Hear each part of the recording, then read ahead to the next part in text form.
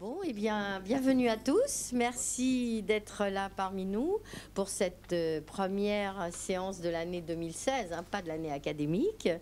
J'en profite, nous en profitons pour vous souhaiter une très très belle année. Une année avec des projets, la santé, la sérénité, la douceur de vivre et tout ce que vous pouvez rêver au mieux, parce que je pense que dans la vie, il faut pouvoir rêver aussi.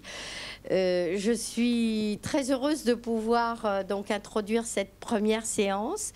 Donc, je vais présenter les deux personnes qui vont vous présenter donc, la conférencière. Je ne vais pas dévoiler le secret, hein, comme ça il reste encore un peu de suspense. Donc, il y a Anaïs Alloro du service de communication pour la gestion des événements. Et donc, Alain Thor. Alors, c'était service du pilotage, mais je crois que c'est important aussi de dire qu'il est chargé de projet éthique, responsabilité sociétale et développement durable, qui est tout un programme. Et je pense que c'est important aussi parce que ces séances peuvent servir d'information à tous, de tout ce que les personnes peuvent faire à Dauphine. Et je pense que c'est aussi l'occasion de se connaître mutuellement et de partager ensemble ces bons moments. Voilà, donc je vous passe la parole en premier, Anaïs. Merci. Merci.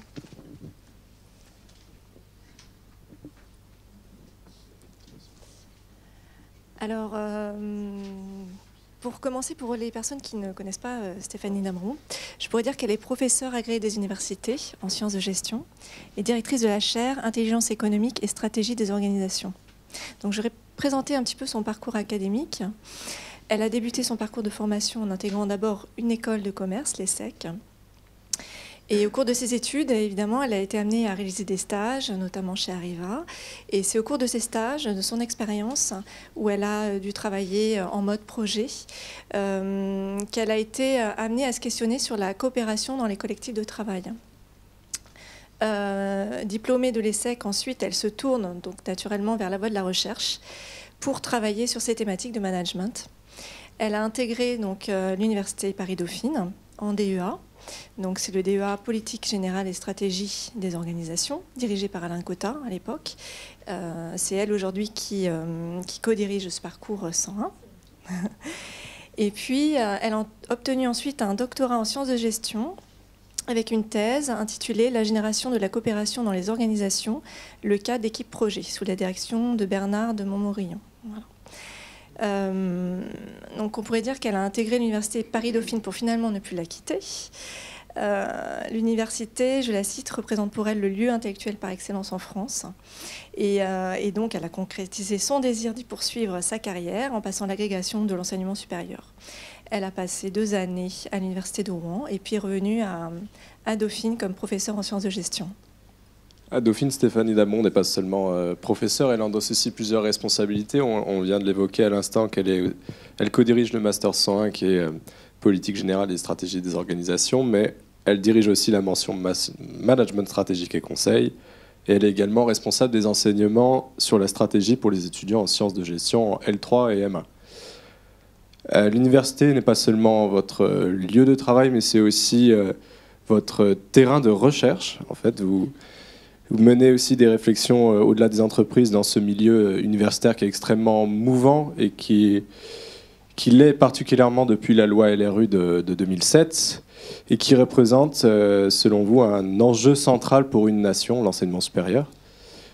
Ces observations découlent donc de votre expérience directe, des pratiques de travail dans le milieu universitaire, en dynamique de groupe, en communauté d'experts, en équipe interculturelle ou encore en mode projet.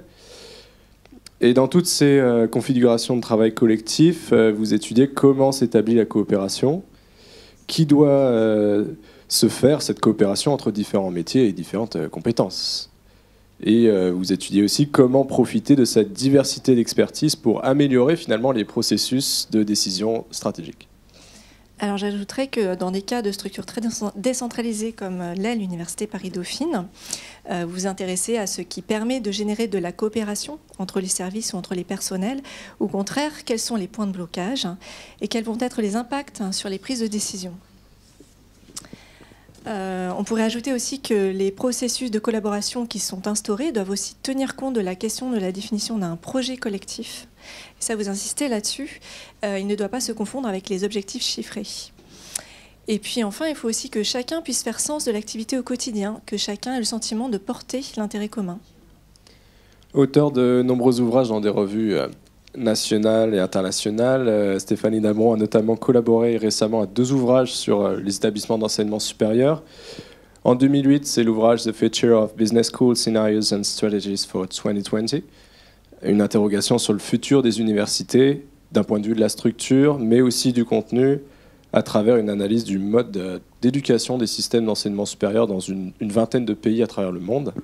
Et le deuxième ouvrage, en 2011, qui est lui plus sur la refondation de la formation et de la recherche en management, donc quelque chose qui nous concerne ici directement à l'Université Paris-Dauphine, qui s'intitule Redesigning Management Education Research, Challenging Proposal for European Scholars.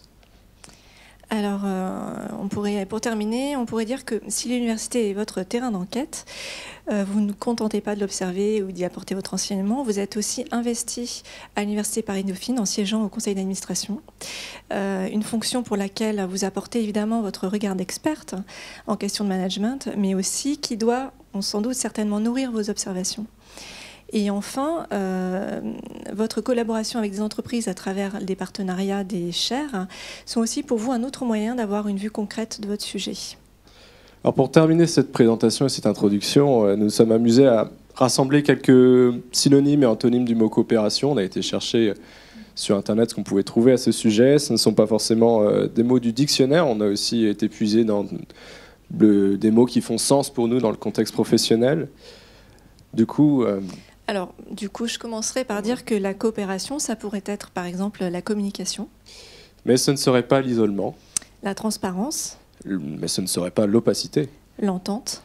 La concurrence. L'aide. La rivalité. Et la confiance. La défiance. Voilà, donc il y aurait bien d'autres mots à trouver.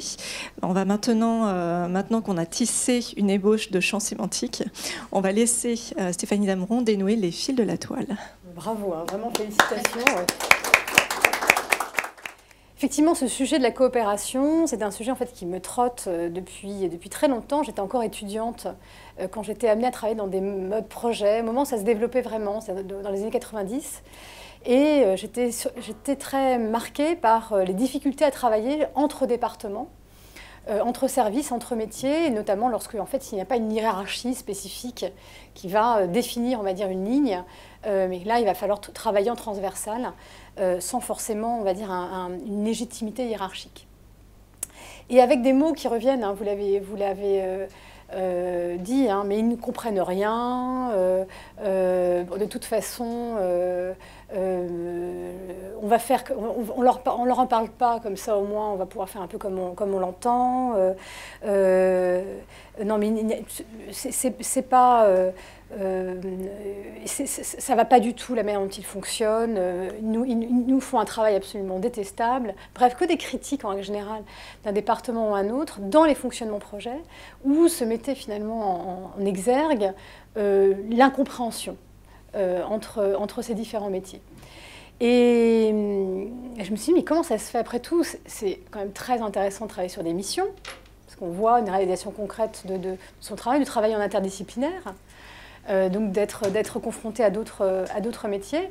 Et après tout, on se plaint souvent de la hiérarchie, et là on est dans des modalités justement qui sont un peu hors hiérarchie. Donc pourquoi c'est aussi difficile que ça? Et quand je suis entrée en DEA, donc avec vraiment l'optique de faire une thèse derrière, j'avais très envie d'entrer dans ce métier de l'enseignement et de la recherche, ce sujet s'est imposé, et on m'a dit, il est beaucoup trop large, tu vas t'y perdre. Ne prends pas ça. Puis vous savez, quand il y a un sujet en recherche qui vous triture là, hein, l'estomac, bah, vous n'avez rien à faire, vous le perdez pas, quoi. Et donc j'ai continué là-dessus. Et au total, je ne suis pas morte avant la fin de ma thèse. J'ai pu la soutenir et continuer. Et c'est vrai que ça sert un peu de fil conducteur dans mes travaux de recherche, puisqu'à l'heure actuelle, je m'intéresse au processus de décision stratégique, notamment à leur qualité. Et je m'intéresse beaucoup à la question de comment faire participer finalement un collectif au processus de réflexion stratégique au-delà d'un comité de direction ou d'un comité exécutif. Donc on entre encore dans cette problématique de coopération. Et toujours dans cette même optique, j'ai participé à la création de la chaire Management et Diversité. Et moi, évidemment, je l'ai travaillé à travers cette notion de coopération entre des gens différents, en quelque sorte. Alors pourquoi, lorsque c'est vrai qu'on m'a proposé de faire cette intervention, j'étais ravie d'avoir cette opportunité. Pourquoi je me suis dit vraiment, je crois que s'il y a bien un lieu où c'est vraiment très intéressant de travailler sur cette question-là, c'est bien l'université.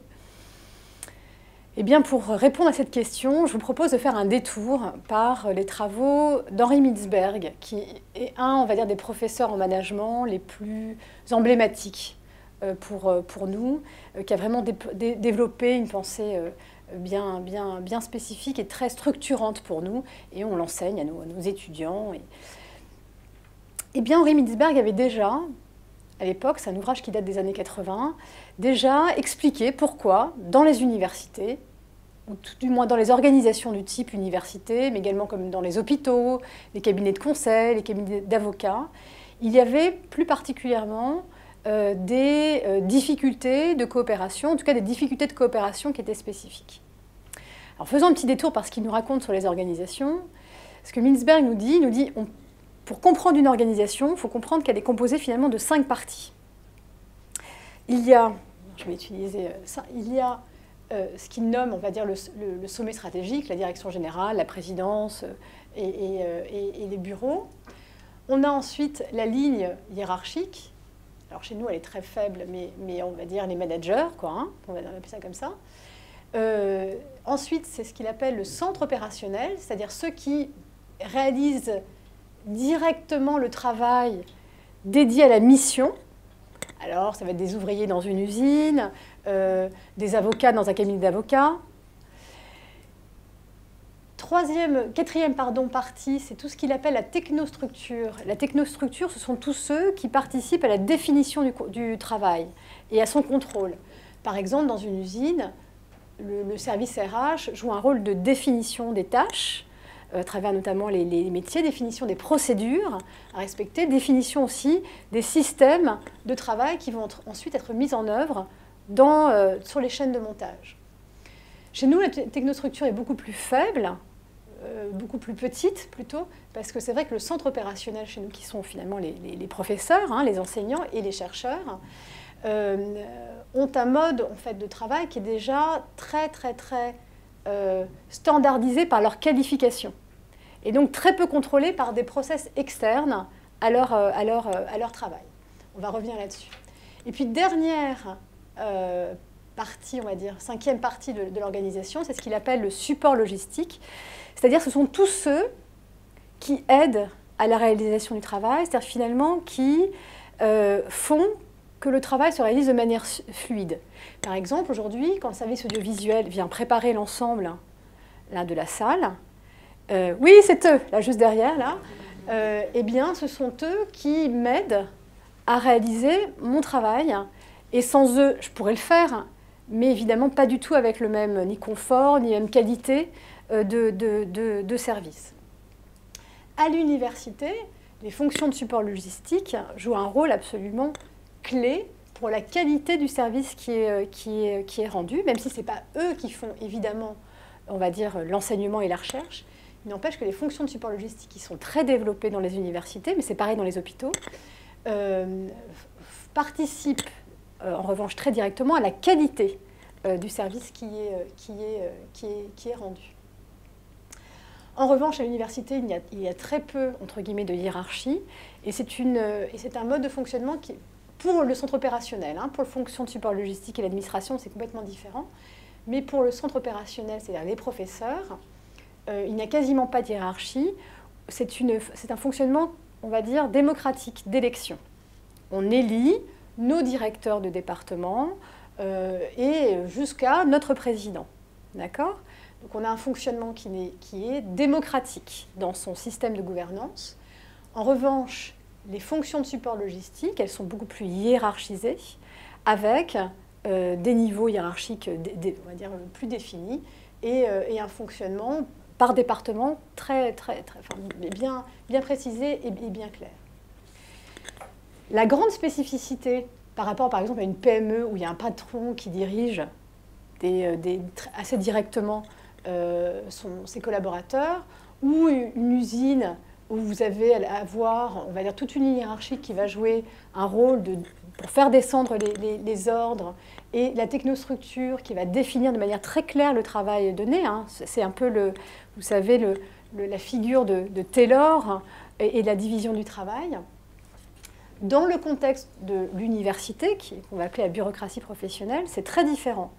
Parce que ce fameux centre opérationnel, qui est composé des chercheurs et des professeurs, des enseignants, il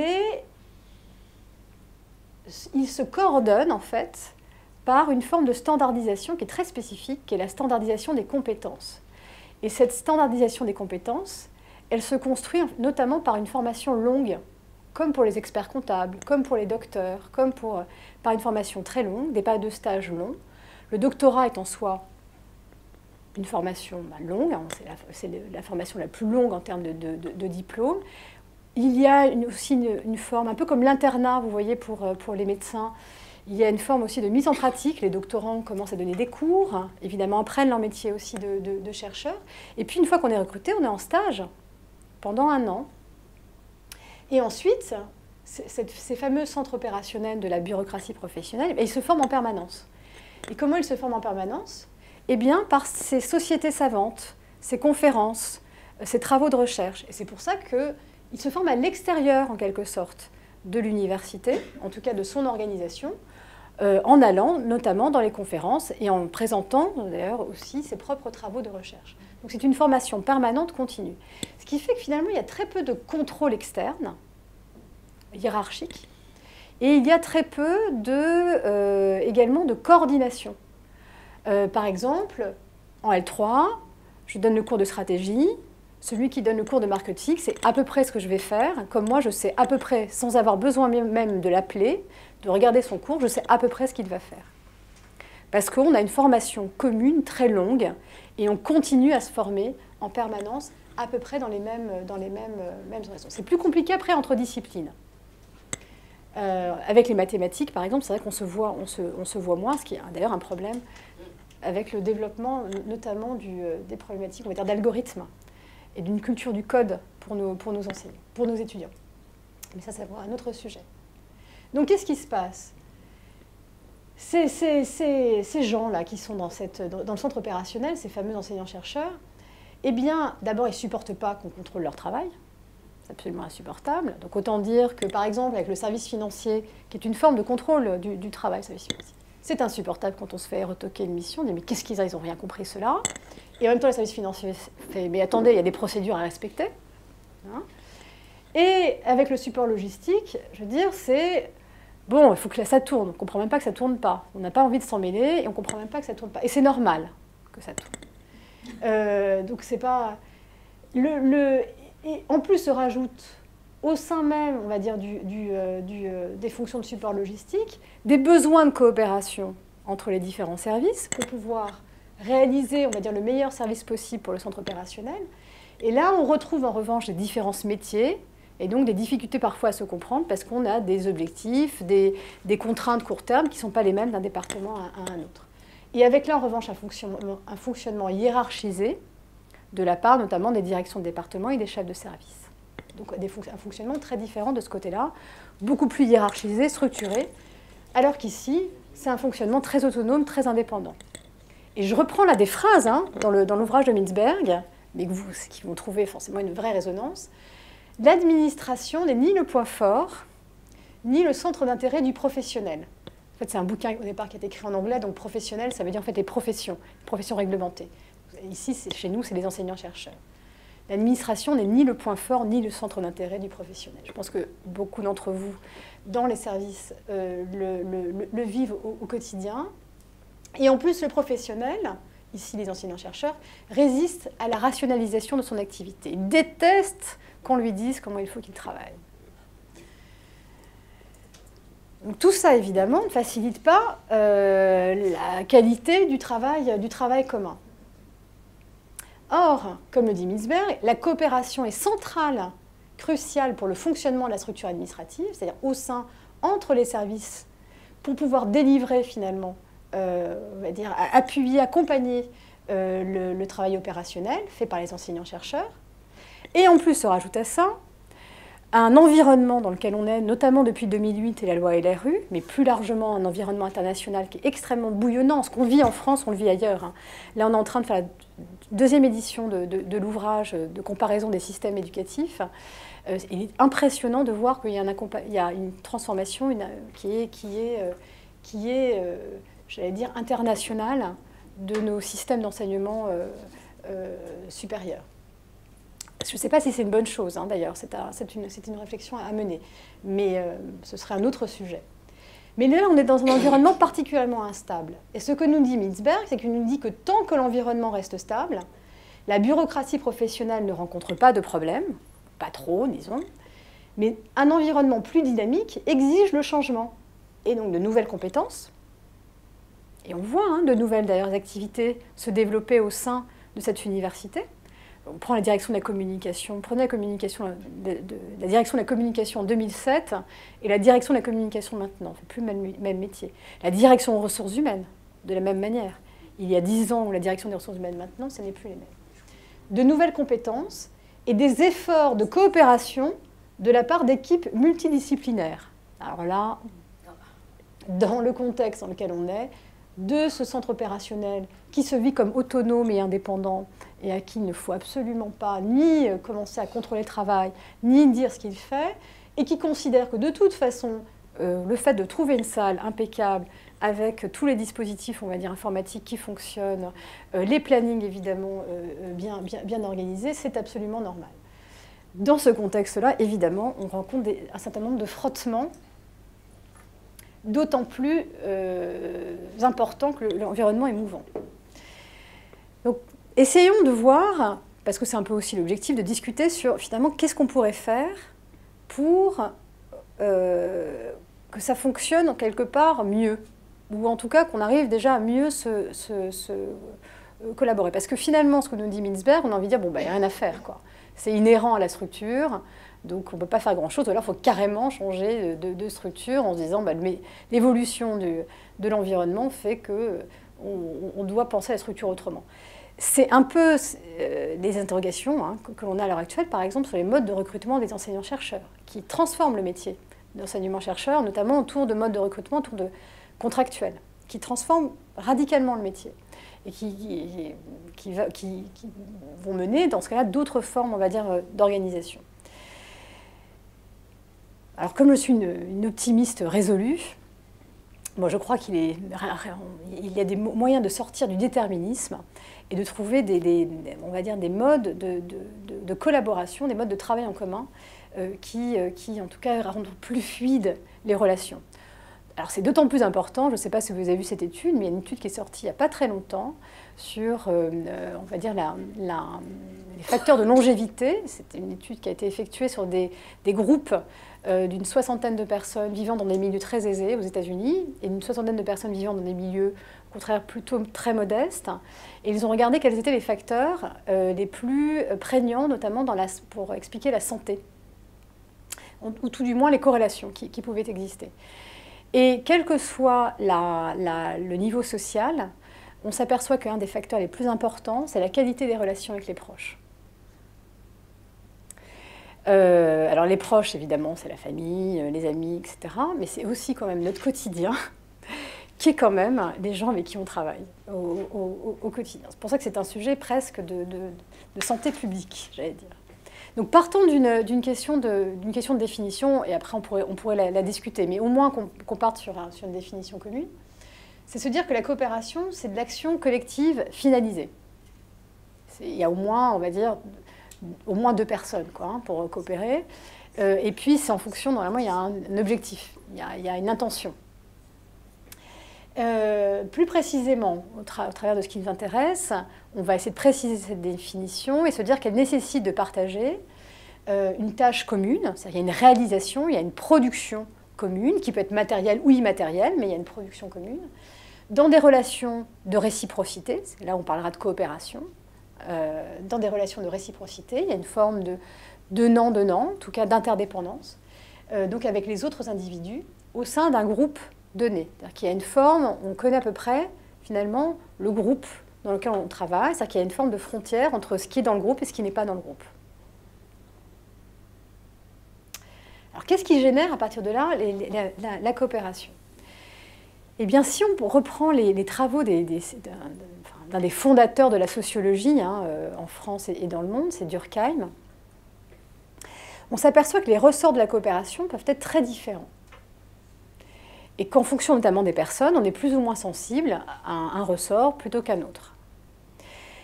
Un premier ressort, qui a notamment été très développé par les économistes par la suite, c'est ce qu'on appelle la coopération, enfin c'est ce que j'ai appelé la coopération dite complémentaire. Elle repose sur quoi?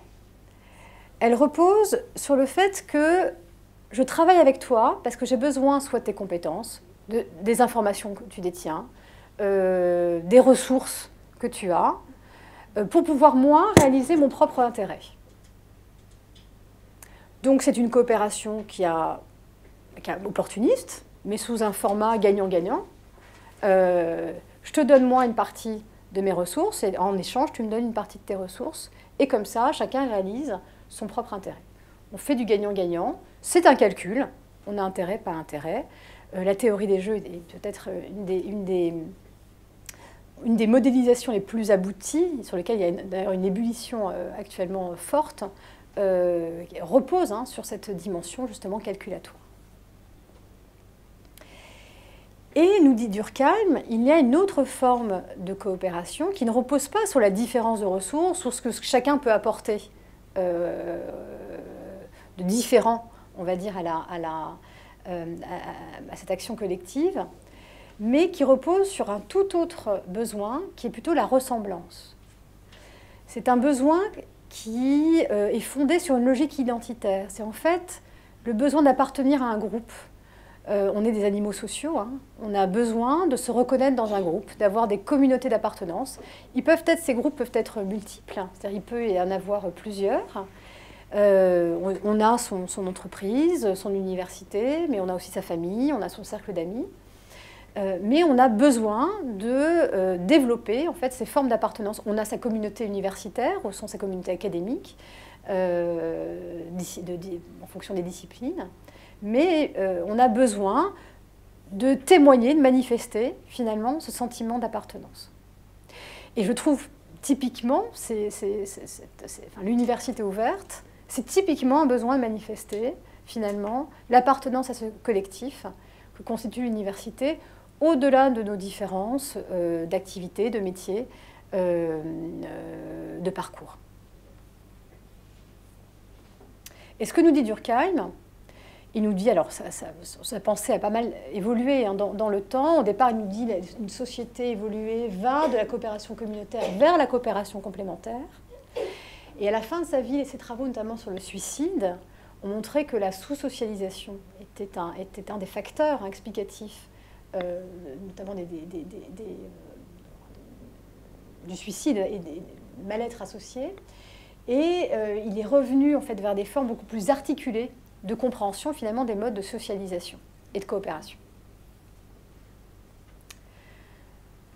Donc, ce qu'il nous dit, c'est que quelque part, pour comprendre la coopération, on a évidemment individuellement plutôt des préférences pour l'une ou pour l'autre, où on est plus ou moins sensible à l'une ou l'autre.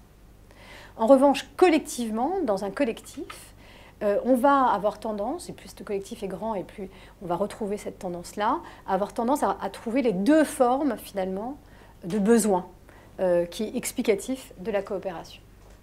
Juste peut-être un petit point sur la coopération communautaire, quelques éléments peut-être plus précis. Donc c'est un lien cognitif, c'est-à-dire que c'est un besoin qui se manifeste de manière psychologique, d'accord, qui se manifeste à travers des interactions avec d'autres personnes. Et ce besoin d'identification, il suit en fait une double voie, ce qu'il appelle l'autocatégorisation, c'est en fait se reconnaître comme pareil, la similitude. Alors, ça peut être sur des valeurs, des normes, ça peut être sur des compétences, justement, des qualifications, ou émulation, c'est-à-dire l'envie de ressembler à. D'accord, le fait de vouloir à un moment justement participer au corps des enseignants-chercheurs. C'est vrai que le passage, quand j'étais en doctorat, j'avais très envie de devenir enseignant-chercheur. Il y avait une forme d'identification à ce groupe-là. Et puis aussi, il y a un phénomène qui peuvent être aussi très, on va dire, productifs, mais en même temps aussi très source de conflits. C'est ce qu'il appelle la comparaison sociale. Enfin, c'est ce que les travaux en identification appellent la comparaison sociale. Et la comparaison sociale, ça repose sur quoi? Ça repose sur le fait de se définir son groupe. Moi, j'appartiens par exemple à Dauphine Recherche en Management. Mon groupe d'appartenance, c'est Dauphine Recherche en Management. Mais quand on définit comme ça son groupe, eh bien, il se définit aussi en comparaison avec ce que ces sociologues appellent l'outgroup, c'est-à-dire finalement les groupes de comparaison. Et ces groupes de comparaison vont développer une petite agressivité, d'accord? Parce qu'on va toujours constamment se dire « nous, on est meilleurs qu'eux ». Vous voyez? Alors, on ne va pas essayer de parler de l'interne tout de suite. Mais par exemple, vous travaillez chez Coca-Cola, vous développez une petite agressivité vis-à-vis des gens qui travaillent chez Pepsi. D'accord? Vous n'allez jamais vous retrouver avec une bouteille de Pepsi chez Coca-Cola. De la même manière, vous travaillez chez Peugeot, vous n'allez pas vous retrouver au parking de Peugeot avec une Renault. D'accord? Alors évidemment, ces autres groupes sont plutôt des groupes proches. Proximité soit stratégique, proximité, etc. Et cette agressivité-là, en général, en plus, elle se construit avec une forme de proximité. C'est des groupes en général avec lesquels on interagit. Soit parce que ce sont des concurrents directs, soit parce qu'on est amené à devoir travailler avec eux pour pouvoir réaliser son travail. Et en ce sens, l'identification est à la fois une très bonne chose et en même temps porte en elle-même les germes, évidemment, aussi d'une certaine agressivité vis-à-vis des fameux autres groupes. De la même manière, mais c'était plus évident peut-être, la coopération dite complémentaire fondée sur le calcul, en même temps, elle porte en elle aussi certains risques que les économistes ont très très bien d'ailleurs modélisés. Alors on regardait, effectivement, s'il y a un excès de coopération communautaire, et bien là, le risque, c'est cette fameuse agressivité. Et on s'enferme dans son département et on ne veut pas travailler avec les autres parce qu'on les considère de toute façon comme mauvais, par comparaison sociale, pas compétents, et tout du moins, et voire même, on peut considérer qu'ils constituent une menace. Donc ça génère, s'il y a un excès de coopération, enfin un excès, on va dire, de sentiments communautaires au sein du groupe, ça génère de l'isolation, de l'agressivité, de la résistance au changement, parce qu'on est très fondé sur notre identité, une forme d'autosatisfaction, on est quand même bon quand même dans ce qu'on fait, et évidemment puis des politiques de chapelle, parce que chaque département, chaque service fonctionne comme ça. Si en revanche il y a un excès de coopération dite complémentaire, là c'est les jeux de pouvoir, c'est mais qu'est-ce qu'il cherche là? Peut-être qu'il y a, il ne va pas faire ce qu'il m'a dit de faire, des problématiques de confiance. Il y a des risques qu'il y ait des gens qui disent qu'ils font, en fait, ils font rien, ils font faire par les autres. Des risques aussi de conflits très forts et d'éclatement, en quelque sorte, du groupe. Donc, comment fait-on pour, en quelque sorte, équilibrer tout ça? Alors, revenons un peu, finalement, et là, on va faire du management d'équipe, sur ce qui compose, finalement, ce qui génère déjà nos deux formes de coopération. La coopération dite complémentaire est plutôt générée, vous l'avez compris, par le sentiment qu'on va avoir un intérêt à coopérer, un intérêt personnel, individuel à coopérer. Sur le sentiment que pour coopérer, en fait, pour réaliser plutôt ce sentiment, cet intérêt personnel, on va avoir besoin de l'autre, de ses ressources, de ses informations, et que pour, on va dire, asseoir cette coopération, il faut qu'il y ait des formes d'engagement. Alors, c'est des engagements qui ne sont pas forcément formalisés, mais des engagements qui peuvent reposer, par exemple, sur « attention, si tu ne fais pas ce que tu m'as dit, ta réputation est faite. » c'est que, ok, là, tu vas gagner, mais le coup d'après, tu vas perdre, parce qu'on saura qu'on ne peut pas te faire confiance. Ok, je fais ça pour toi, mais à l'inverse, le jour où j'ai besoin de toi, je compte sur le fait que tu me rendras ce service-là. Et après, en économie, en théorie des organisations, mais plutôt centrée sur l'économie, on a travaillé beaucoup sur les contrats pour assurer justement ces engagements-là. Dans la coopération communautaire, le raisonnement est très différent. On travaille plutôt sur c'est quoi l'objectif du groupe. Qu'est-ce qui fait que le groupe existe? Qu'est-ce qui fait que... comment on peut faire en sorte, finalement, de faire en sorte que ce groupe perdure, se développe, existe, se renforce, améliore ses compétences, etc. Et ça, on tourne autour de la question des objectifs communs en groupe. Et ça tourne souvent autour de son rayonnement, en quelque sorte. Ce rayonnement-là, il va faciliter d'autant plus l'envie, le fait d'être reconnu comme membre du groupe. Donc l'un des attributs, c'est de dire oui, tu fais partie du groupe.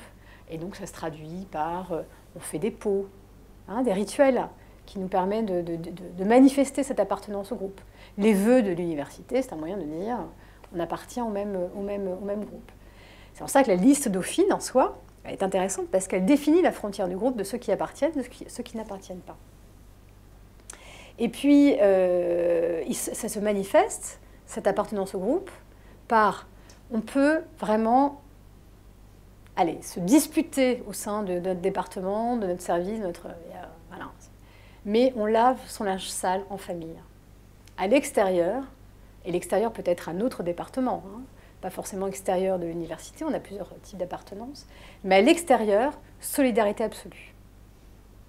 Et si on rompt cette solidarité-là, vis-à-vis de l'extérieur, c'est une rupture, justement, de cette forme de coopération communautaire. C'est pour ça que c'est aussi mal vu, par exemple, lorsque vous avez un membre, par exemple de Dauphine, qui va critiquer Dauphine à l'extérieur. Dieu sait qu'on critique Dauphine à l'intérieur. Enfin, non, on ne manque pas de critiquer les uns les autres. Enfin, on est toujours on a toujours beaucoup d'idées et toujours beaucoup de critiques. Mais en revanche, vis-à-vis de l'extérieur, par contre, on se retrouve avec d'autres membres de PSL. Dauphine, c'est super.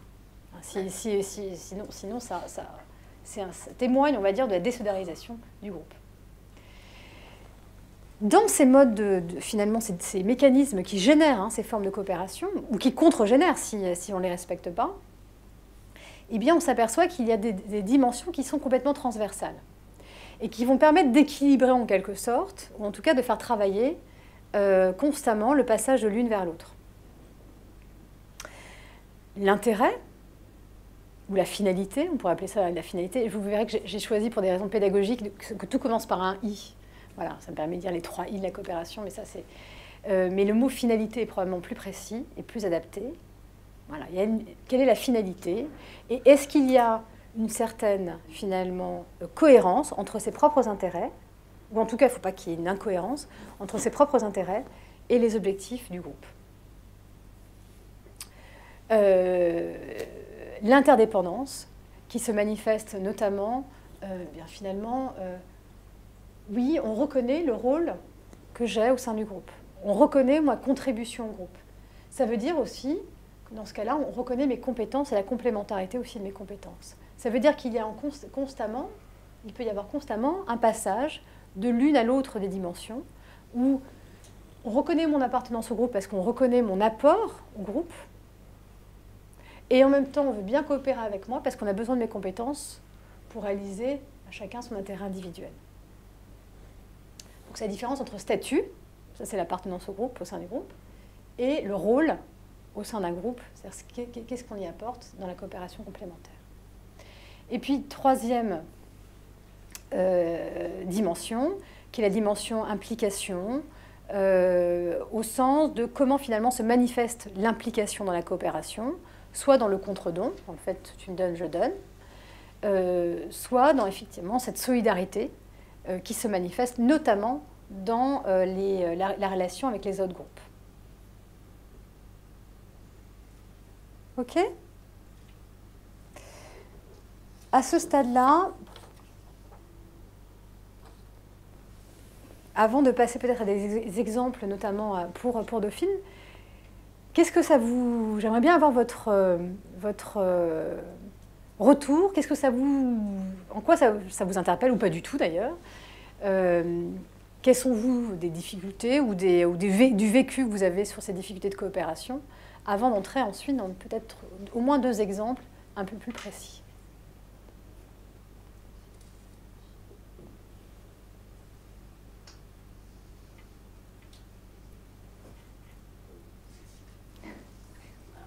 Du vécu.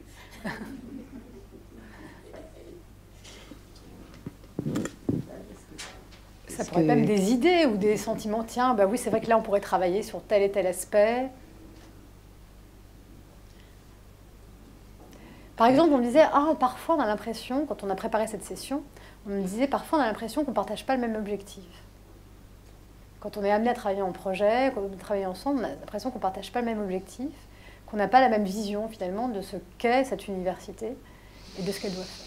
C'est vrai qu'on a difficile, enfin en tout cas en tant qu'enseignant-chercheur et dans des labos différents, on a peu de projets en commun. Moi je suis en informatique, vous êtes en mathématiques, et en on gestion, n'a pratiquement aucun projet en commun. On n'a jamais travaillé en commun. Oui. C'est une constatation, c'est un état... Oui. Oui. Oui. C'est très juste. Et au moins ça, on ne le voit pas, quoi. Cette complémentarité-là, et c'est-à-dire l'ampleur, notamment, et les contraintes que portent les autres services. Ça me rappelle une anecdote que j'ai vécue récemment. Je suis mathématicien, mais je fréquente aussi les économistes. Et ben justement, je ne sais plus si c'est à la sortie d'un séminaire entre économistes ou pas, mais il y en avait un qui expliquait qu'il était allé voir un séminaire du côté des gestionnaires, et qui nous disait d'ailleurs j'ai trouvé ça bien, ils n'ont pas l'air mauvais, etc. Et donc ça montre qu'en fait on n'a aucune idée de... S'il éprouvait le besoin de le dire, et on n'a aucune idée de ce que font les autres, de si ça peut nous intéresser ou pas, si c'est des choses de qualité ou pas. Enfin, on connaît les évaluations de l'ERS, etc., mais ça reste quelque chose de très abstrait. Et oui, il y a cette étanchéité. Et par ailleurs, je pense que, en effet, dans Dauphine, même si on travaille au fait de rapprocher ça, il y a des sensibilités différentes, notamment entre mathématiciens et informaticiens d'un côté, et par exemple gestionnaire de l'autre. Avec tout un tas, par exemple, de choses d'appartenance au groupe. Moi, si je mets une chemise en maths, ça commence à être un petit peu osé, quoi. Alors, la cravate est interdite. Ça, je peux pas... Je suis repoussé par le groupe si je veux une cravate. Donc, alors que dans d'autres milieux, ça va être exactement l'inverse. Ça, c'est vraiment des systèmes identitaires. C'est très très clairement des systèmes identitaires. Et ça peut paraître trivial, mais la manière de s'habiller est très représentative des systèmes identitaires. Et à tel point d'ailleurs que ce que font les Américains pour assurer des formes plus collectives qui dépassent les départements et les services, c'est qu'ils définissent des chartes vestimentaires pour l'ensemble de l'entreprise. Ah, mais les habits, ça paraît idiot, hein, mais les habits, c'est très représentatif de justement cette dimension appartenance au groupe dans le format.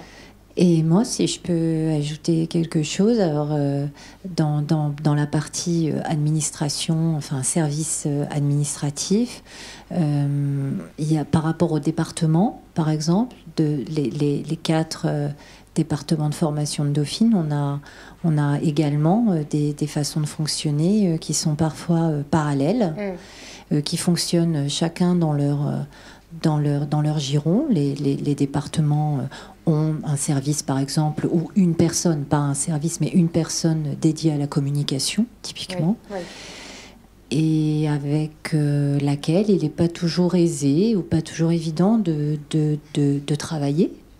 Donc on travaille de façon parallèle, en apprenant quelquefois des choses, et ce que je trouve vraiment regrettable. Voilà. Ça, c'est un vrai problème. Et là, c'est vrai que probablement que l'appartenance métier, elle pourrait être un vrai ressort pour travailler ensemble. Ce que font, par exemple, des entreprises qui travaillent beaucoup en équipe projet, des organisations qui travaillent beaucoup en mode projet, ils font régulièrement des rencontres métiers pour que les métiers en fait, se retrouvent, parce que comme ils partagent un langage commun, qui est celui de leur métier, des manières de travailler assez similaires et qui facilitent quand même beaucoup les choses. Et ça, ces rencontres, c'est pas très compliqué à organiser, mais c'est comme il n'y a pas de hiérarchie, on va dire, au-dessus, c'est organisé par personne. C'est une bonne idée. Oui. Je voulais savoir si la coopération communautaire était plutôt un plus ou un moins pour développer la coopération complémentaire. Oui. Alors c'est une vraie question. Je vais arriver, je reprendrai ça après. En fait, on s'est aperçu, en travaillant sur ces deux formes de coopération, moi je pensais qu'au départ, il y en avait une qui allait exister, et puis après, alors je travaillais dans différents types de collectifs, hein, par exemple des équipes projets, des équipes interculturelles, des communautés d'experts. Et je pensais qu'il y allait avoir en fait une forme de coopération qui est dominante à un moment, puis qui allait en fait on va dire, diminuer au profit de l'autre. Et on s'aperçoit, lorsqu'on essaie vraiment d'analyser les événements quasiment en fait, avec une granularité quasiment la semaine, on s'aperçoit que les deux coexistent, sont plutôt portés par des gens différents, c'est-à-dire qu'il y a des gens qui sont plus sensibles à une forme de coopération et d'autres qui sont plus sensibles à une autre forme de coopération. Même si on a tous besoin de socialisation et on a tous besoin de sentir que quand même, il y a une forme de donnant-donnant, mais certains sont plus sensibles à la socialisation, à l'appartenance à un groupe, et d'autres sont plus sensibles à des formes de « attends, je ne travaille pas pour rien, quoi, quand même. » Mais au sein d'un groupe, très vite, il y a des formes d'équilibre. Et que donc les deux formes de coopération en fait, coexistent, et qu'en fonction du temps, alors c'est plus facile par exemple lorsqu'on travaille en mode projet parce qu'il y a un début et une fin, et qu'en fonction du temps, il va y avoir des oscillations, c'est-à-dire en fonction notamment des besoins de production de l'équipe. Il va y avoir des oscillations au profit de l'une ou au profit de l'autre, mais jamais en tout cas en éteignant entre guillemets ou en rendant l'autre caduque. Donc en fait elles coexistent, ou plutôt même c'est plus que coexister. Il y a une forme de dialectique entre les deux, c'est-à-dire qu'il est très difficile de penser l'une sans l'autre. C'est comme si elles étaient les deux faces d'une même pièce. Et à cela se mêle, j'en ai pas du tout parlé là, mais en transversal aux deux formes de coopération, la question du lien affinitaire. Finalement, de la relation affinitaire, c'est le fait qu'il y a des gens avec lesquels on s'entend. On a des affinités. Voilà. Et ça, c'est en revanche, on va dire, transversal aux deux formes de coopération, mais ça va jouer évidemment plus ou moins. On s'est aperçu, par exemple, dans les projets entrepreneuriaux, la question du lien affinitaire est quand même assez explicative au départ, en tout cas à l'émergence du projet. Moins après, mais à l'émergence du projet. Donc, en fait, c'est une coexistence collective. Individuellement, on a plus d'appétence pour l'une ou pour l'autre. Mais ça, c'est les rôles. Hein, les RH l'ont très bien montré, hein, les différences de rôle, les différences de personnalité. Mais collectivement, on va retrouver les deux et avec des oscillations en fonction du projet. Alors, sur un projet, c'est très clair. Un projet démarre par une dominante coopération communautaire. C'est en fait comprendre quel est notre objectif commun, comprendre qu'est-ce qui nous rassemble, qu'est-ce qui fait le groupe, quel est le périmètre du groupe, qu'est-ce qui nous rassemble. Avec un moment où ça se cristallise, une dominante ensuite de coopération dite communautaire, où chacun montre ce qu'il apporte au groupe, et donc il y a une problématique de production, et chacun doit montrer en quelque sorte ce qu'il apporte au groupe, la complémentarité, et qu'il n'y ait pas de personne qui ne fasse rien. Et en fin de projet, on va retrouver, notamment lorsque le projet se cristallise, c'est-à-dire qu'on commence à avoir les premières productions du projet, revient finalement le côté communautaire, mais plutôt autour de que va devenir le groupe lorsqu'il sera dissous, et comment notamment ce qu'on aura créé va perdurer, va exister et va perdurer. Mais il y a vraiment une forme, on va dire, de plus que de coexistence, mais de dialectique entre les deux. Et c'est vrai que Durkheim pensait vraiment qu'il y allait avoir en fait une diminution progressive de la coopération dite communautaire. Enfin, il n'appelle pas ça comme ça, il appelle lui la solidarité mécanique. Et au profit d'une solidarité qu'il appelle organique, qui était pour lui plutôt le développement de sociétés évoluées, contractualisantes.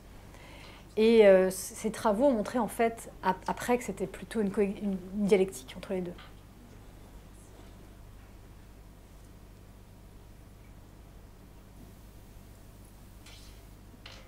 J'ai été un peu longue. D'autres...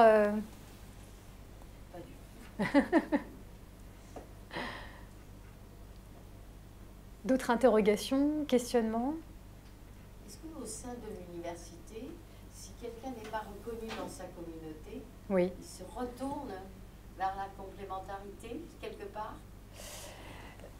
Au sein de l'université, si on reprend par exemple l'exemple de ce fameux centre opérationnel, des enseignants-chercheurs, les enseignants-chercheurs ont un fonctionnement qui est très particulier, c'est qu'ils ont d'abord différentes formes d'appartenance professionnelle qui sont très fortes, et notamment la communauté, on va dire, académique à laquelle ils appartiennent, et qui se traduit généralement par ce qu'on appelle des sociétés savantes. C'est-à-dire, en mathématiques, il y a des sociétés savantes de mathématiques, en sociologie, c'est pareil, en informatique, c'est la même chose, mais qui sont externes et qui sont tout aussi, on va dire, fortes en termes d'identification. Et ce qui fait que, par exemple, les enseignants-chercheurs peuvent tout à fait, c'est un peu le risque, être moins socialisés au sein de leur institution, et beaucoup plus, en revanche, au sein de leur communauté, on va dire, académique. Ça, c'est très net, et c'est un peu le risque, c'est vrai, lorsqu'on parle de contractualisation, c'est un peu le risque que l'on a. La deuxième difficulté, on va dire, c'est pour là le personnel administratif, et notamment, il va y avoir une grosse différence entre les fonctionnaires et les contractuels, à nouveau. Là, de différence de statut. On va avoir des modes de fonctionnement qui ne seront pas du tout des modes d'appartenance qui ne seront pas les mêmes. On en parlait tout à l'heure, notamment en termes on va dire d'objectifs et de formes d'identification. Ce qui fait qu'au sein de l'université, c'est vrai qu'on peut, on va dire, à la fois il y a une adhésion souvent, en tout cas la mission qui est très forte, qui est la question de l'enseignement. Et dans le même temps, il y a des possibilités de mouvement, notamment lorsqu'on est sur des formats de contrats qui sont plus contractuels, qui peuvent générer finalement des collectifs qui se déstructurent très facilement. D'où la difficulté avec le développement notamment de l'autonomie des universités et des formes de recrutement, on va dire, plus contractuelles, un risque d'éclatement du corps social. Donc c'est très problématique, parce qu'après, c'est des questions d'équilibre.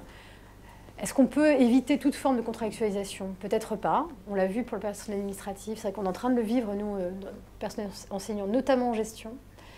Mais en revanche, ça implique qu'il y ait des équilibres avec une dominante des fonctionnaires qui est absolument, à mon avis, centrale, au risque sinon d'une explosion. C'est ce que vivent certaines écoles de commerce, avec des mercenaires qui viennent, repartent. Viennent entre guillemets prendre, ne donnent pas grand-chose, et puis il n'y a pas d'engagement institutionnel et repartent. Donc ça, c'est un vrai risque. Et c'est vrai que pour les enseignants-chercheurs, la très très forte en ce moment impulsion que l'on met sur les activités de publication, notamment, dans des revues, et qui passe notamment dans l'insertion dans une communauté savante, on va dire, diminue un peu l'investissement dans les enseignements, et ça c'est un vrai sujet par rapport à notre mission, et crée des formes de désengagement institutionnel, c'est-à-dire dans les programmes, dans le développement des formations vis-à-vis des étudiants. Donc là, on vit une période où justement cette question de coopération communautaire qui est clé dans le fonctionnement de l'université, elle mérite d'être vraiment, on va dire, pensée en termes d'équilibre. Et ça veut dire aussi que ce fameux projet collectif, il est absolument central à définir. Et les modes aussi d'engagement, c'est-à-dire finalement les formes de contrat, que ce soit public via le fait d'être fonctionnaire, ou des formes de contrats privés, finalement, via des recrutements justement contractuels, implique quand même de repenser nos formes d'engagement. Et je pense qu'il est plus que jamais à la fois nécessaire de voir en fait les équilibres justement sur les formes d'engagement, mais de voir également les équilibres, en tout cas les adhésions au projet, sur lequel finalement on n'a pas été amené à beaucoup réfléchir. Alors on a un projet commun, mais qui est global, qui est celui de l'enseignement et de la recherche, mais ça j'allais dire on peut le faire ailleurs. Donc quel est le projet qui à Dauphine, qui nous anime? Et à l'heure actuelle, il n'est pas défini. Et d'ailleurs,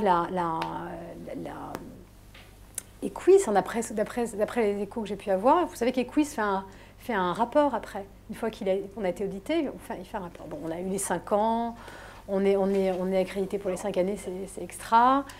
Mais il n'empêche qu'un des critères sur lesquels on est ce qu'ils appellent below, c'est-à-dire en dessous de la moyenne, c'est justement la définition. Alors eux, ce qu'ils appellent, c'est mission vision. En fait, c'est le projet collectif, quoi.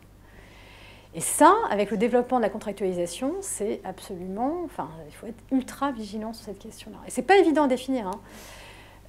Vous prenez HEC, par exemple. HEC, d'abord, ils ont mis du temps à arriver à le cristalliser. Et il s'est explicité. Alors, ils ont une phrase qui s'appelle « apprendre à oser ». Voilà, qui est une manière, en fait, de cristalliser, apprendre à oser, qui est une manière à oser. Apprendre à oser. Et qui est une manière de définir le projet collectif. Alors après, il ne faut pas que ça se limite à une phrase, c'est qu'après, il faut que ça se décline. Et c'est probablement, on va dire à l'heure actuelle, en tout cas un point sur lequel on a besoin de se retrouver collectivement. Et probablement aussi cette définition d'un projet collectif aidera à aller au-delà des barrières de département, de services. Et là, je parle que ce soit pour les opérationnels, c'est-à-dire les enseignants-chercheurs, ou pour les fonctions de support logistique, qui est plutôt la partie on va dire, administrative. Or, c'est vrai qu'à l'heure actuelle, et pour ça je comprends assez bien le retour des quiz, c'est vrai qu'on a tendance à quand même beaucoup se fixer d'objectifs, mais d'objectifs chiffrés. Alors ils se traduisent par exemple pour les étudiants, il faut qu'il y ait 100% d'une cohorte d'étudiants qui soit partie au moins 6 mois à l'étranger, qui ait une expérience internationale. Ça, c'est un objectif. Alors on peut considérer que cet objectif-là, alors c'est pareil sur le nombre de publications à l'international, on peut considérer que cet objectif-là, il répond à un but qui est l'internationalisation de l'université. Ok. Mais ce but, pourquoi faire? J'allais dire, après tout, on peut... l'université de Caen, elle est tout à fait légitime en disant je vais produire des compétences pour le territoire caennais. Enfin, je veux dire, pourquoi l'international?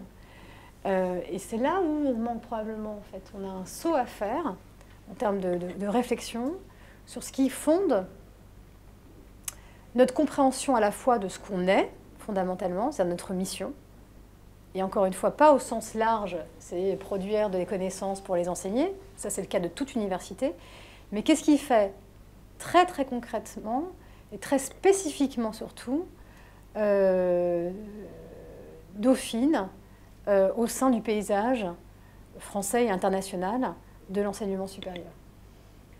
Et ça, c'est pas évident, et je pense qu'en plus, les visions diffèrent. C'est-à-dire qu'à l'heure actuelle, je ne suis pas sûre qu'on ait tous une même appréhension. Elle n'est pas explicitée, en plus, ces différences ne sont pas explicitées, donc forcément, il n'y a pas de dialogue, puisqu'elles ne sont pas explicitées. Et ça crée évidemment des tensions. Alors que nous, on voit beaucoup, par exemple, au sein du conseil d'administration, parce qu'il y a vraiment des visions de cette université qui s'affrontent, mais sans que finalement, à un moment, on se réunisse en disant réfléchissons sur quelle, finalement, représentation sur quel projet on se retrouve pour cette université. Et il y a des choses qui aident, c'est notamment notre histoire. On a quand même une spécificité dans cette université qui est le fait d'avoir été créée avec un projet justement pluridisciplinaire en sciences de la décision. Ce qui a ensuite structuré les choix de compétences, que ce soit des compétences académiques, puis également aussi dans la manière de délivrer nos formations. Donc on a des éléments, je veux dire, tangibles sur lesquels on va pouvoir se reposer. Il y a aussi, après, c'est notre histoire, c'est la question de la sélection, qui a entraîné, la sélection a entraîné même une envie collective qui a été vraiment partagée par l'ensemble des représentants qui étaient autour du changement de statut, qui n'était quand même pas une mince affaire, parce que c'était une réflexion sur étant une université, un grand établissement, ce qui est quand même en soi une transformation lourde.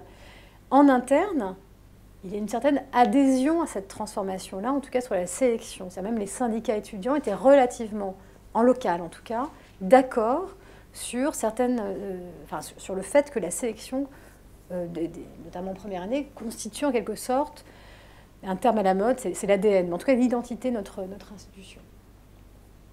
Bon, mais après, comment, pourquoi, quel objectif, comment on s'inscrit dans la société, parce que c'est aussi ça qui joue dans un projet collectif, comment on s'inscrit dans la société, qu'est-ce qu'on apporte à la société, dans son sens large. Et puis il y a cette question de la vision, c'est-à-dire finalement vers où on veut aller. Et cette vision-là, c'est pas dire on veut la première université, je sais pas moi, augmenter de 10 places dans le classement de Shanghai. Vous voyez bien que cette vision-là, c'est pas ça qui va faire rêver. C'est autre chose. C'est quoi notre aspiration, quoi. Si on devait rêver, ce serait quoi? Qu'est-ce qu'on serait dans quelques années autour de cette mission-là?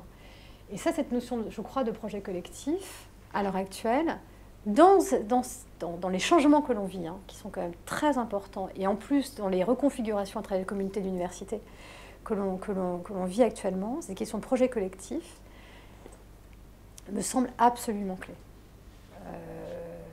Pour ne pas déstructurer le corps social, où il y a des vrais risques de déstructuration. On vit dans le personnel administratif entre contractuels et fonctionnaires. Parce qu'on y va directement et très vite. On va le vivre aussi dans le corps enseignant avec le recrutement de contractuels. Si je devais terminer, je terminerai là-dessus. Merci. Enfin, il y a des questions Annie. après. Oui, on va laisser encore le temps de quelques petites questions avant le café. Merci pour ce passionnant débat, parce qu'on pourrait rester toute l'après-midi à discuter. Est-ce qu'il y a des questions ou est-ce que... Oui? Ah, pardon.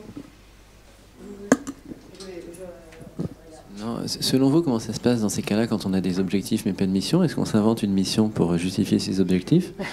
Ou est-ce que vraiment on fait le travail de réfléchir sur la mission, quitte à modifier les objectifs qu'on avait claironnés?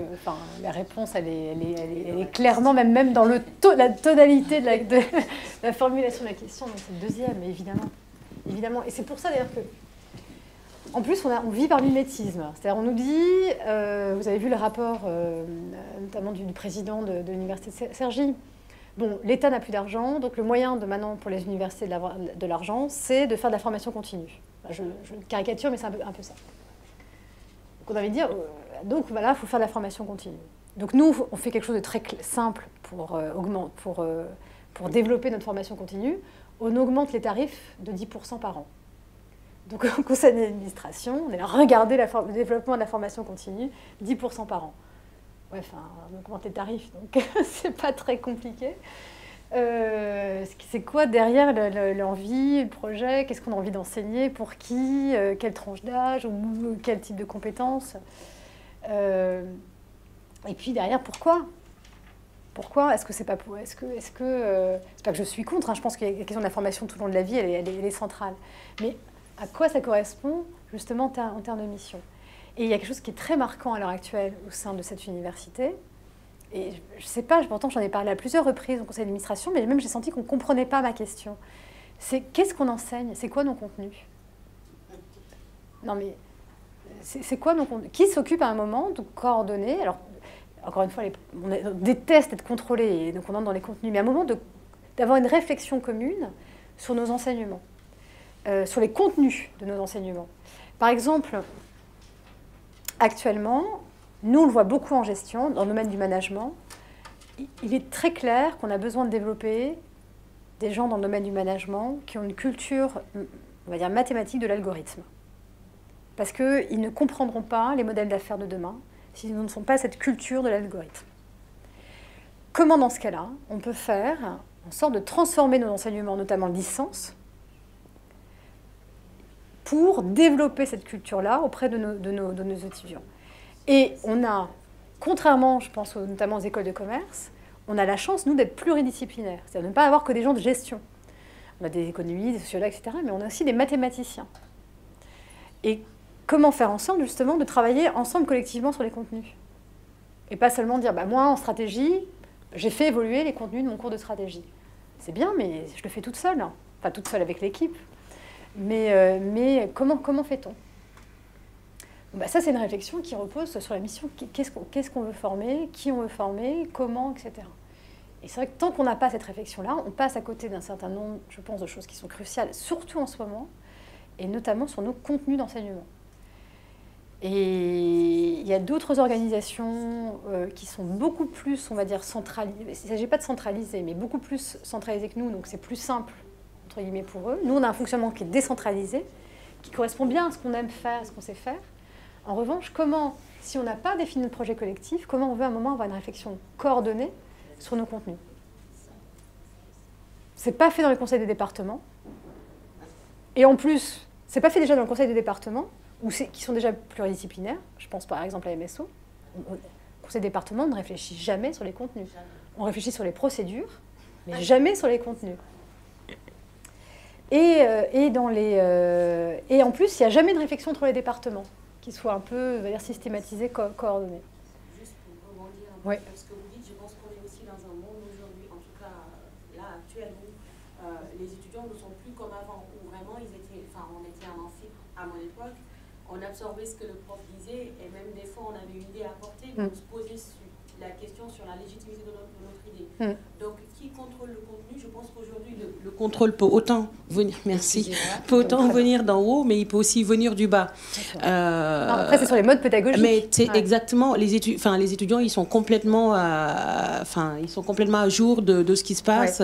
Excuse-moi professeur, mais je suis pas d'accord parce que voilà, il y a ça qui se passe actuellement, il y a ça qui va se passer. Enfin moi je vis ça sur mon poste. C'est vrai que j'essaie autant que faire se peut d'être à la veille des avancées réglementaires et tout, mais merci aux étudiants parce que souvent ils viennent, ils me disent Madame Traoré, voilà, il y a telle chose qui est sortie hier et donc alors vous me remboursez ou quoi, enfin voilà. Donc je pense que vous voyez. Non mais là, ça renvoie à la question là du contenu, et c'est vrai que par exemple la CIP joue un rôle, alors elle le fait avec beaucoup de tact d'ailleurs, peut-être trop parfois. Peut-être c'est ça, mais elle le fait avec beaucoup de tact. Mais la CIP joue un rôle clé en termes de réflexion sur les innovations pédagogiques. Et à l'heure actuelle, probablement, on ne lui donne pas assez en tout cas, il n'y a pas assez de moyens qui sont donnés à la réflexion sur les évolutions des modes pédagogiques. Alors les enseignants-chercheurs sont en général très intéressés par ça, parce que c'est quand même leur quotidien. Ils sont devant des étudiants. Quand vous avez des étudiants qui ont tous leur ordinateur devant les yeux, qui googlisent tout ce que vous racontez, je veux dire, ça rend la question de l'enseignement complètement... ça fait évoluer complètement la question de l'enseignement. Alors, c'est pas tout à fait... Les disciplines ne vivent pas tout à fait de la même manière, mais c'est vrai que globalement, on a un vrai besoin de réflexion pédagogique. Et ça, de la même manière, c'est comme le contenu. Pour moi, c'est complètement de pair et c'est associé. On a, à l'heure actuelle, n'ayant pas de réflexion sur le projet collectif, on n'a rien qui drive, finalement, qui conduit, qui permet de mener une réflexion sur le contenu associé à la pédagogie. Pour moi, c'est complètement lié. On va prendre la dernière question et puis peut-être passer au café pour ne pas prendre trop de temps à tout le monde. Vous avez fait un focus très intéressant sur la dimension intérêt, mais quelles seraient les autres pistes pour développer la coopération à la fois à l'université et dans les organisations en général? Merci.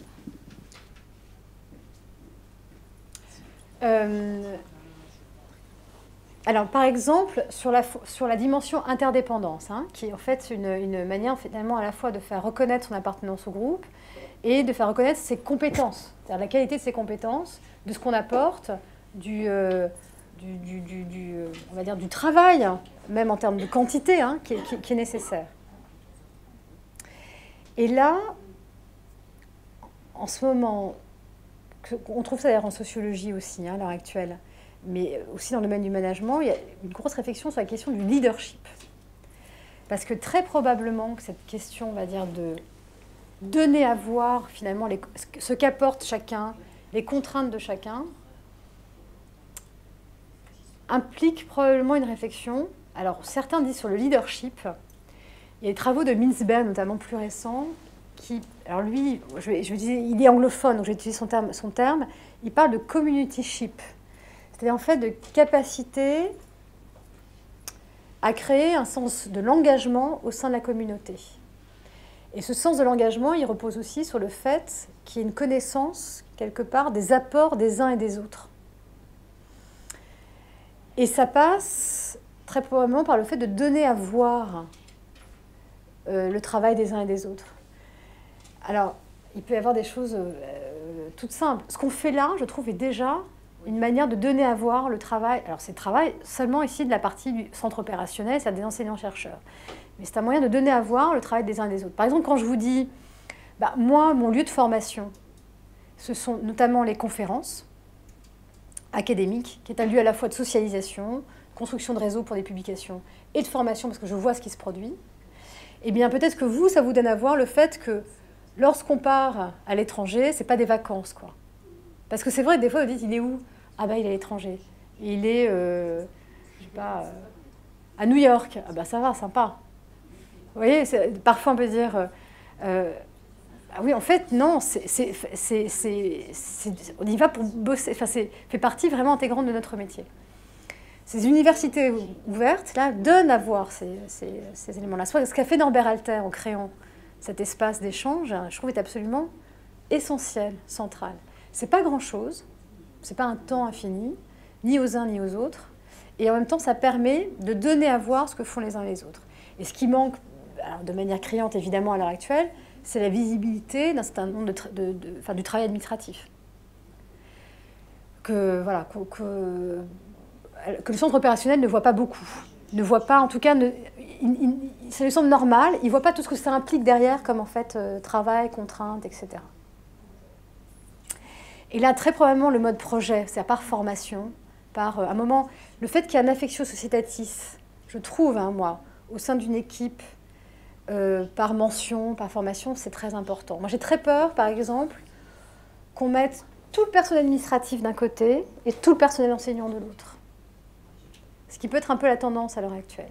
Je vois dans mon équipe, par exemple, le personnel administratif qui est directement associé aux formations est physiquement dans l'équipe. Mais mine de rien, je vois du coup tout le travail qui est fait. Et c'est vrai que je connais beaucoup moins le travail qui est fait par ceux qui sont au sein de MSO.